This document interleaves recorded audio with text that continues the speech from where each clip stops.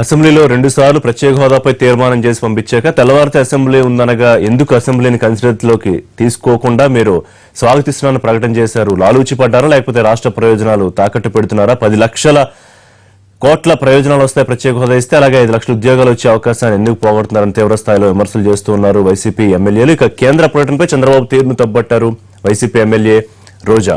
ప్యాకేజీని ఎలా స్వాగతిస్తారంటున్న రోజాతో మా ప్రతినిధి సుధీర్ ఫేస్ టు ఫేస్. ఏపీకి ప్రత్యేక హోదా కానీ ప్రత్యేక ప్యాకేజీ కానీ ప్రకటించకపోవడంతో వైసీపీ నేతలు తీవ్ర ఆగ్రహం వ్యక్తం చేస్తున్నారు. ఎల్లుండి రాష్ట్ర బంద్ కూడా పిలుపునివ్వడం జరిగింది.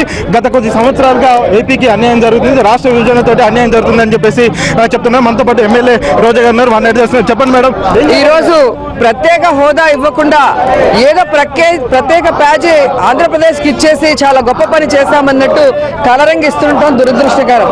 ఈ రోజు కేంద్రంలో వెంకయ్య నాయుడు, ఆంధ్రప్రదేశ్ లో చంద్రబాబు నాయుడు ఇద్దరూ కలిసి ఈ ప్రత్యేక హోదాని రానికుండా చేశారు అనటంలో ఎటువంటి సందేహం లేదు.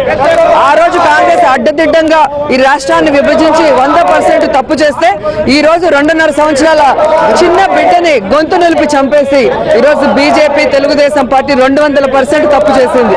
ఖచ్చితంగా వీళ్ళు మళ్ళీ దీన్ని రెక్టిఫై చేసుకొని ప్రత్యేక హోదా ఇవ్వకపోతే ఖచ్చితంగా ఉద్యమాలు ఉధృతంగా ఉంటాయని కూడా హెచ్చరిస్తున్నారు. మీరు ఏ విధమైన నిరసన కార్యక్రమాలు చేపడుతున్నారు? ఎన్ని రకాలుగా ప్రభుత్వం మీద ఒత్తిడి తీసుకురావాలో అన్ని రకాలుగా అన్ని వర్గాల్ని కలుపుకొని నిరసన తెలియజేస్తాం.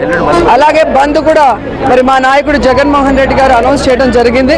మరి అన్ని పార్టీల వాళ్ళు, మరి అదే విధంగా యూత్ కానీ, మహిళ కానీ, రైతులు కానీ ఏదైతే రాష్ట్ర విభజన అప్పుడు తెలుసుకోలేకపోయారో చంద్రబాబు నాయుడు మోసాన్ని ఇప్పటికైనా తెలుసుకొని మాకు అండగా నిలబడండి, ఈ రాష్ట్రానికి ప్రత్యేక హోదా తీసుకురాగలిగే ఒకే నాయకుడు జగన్మోహన్ రెడ్డి గారు.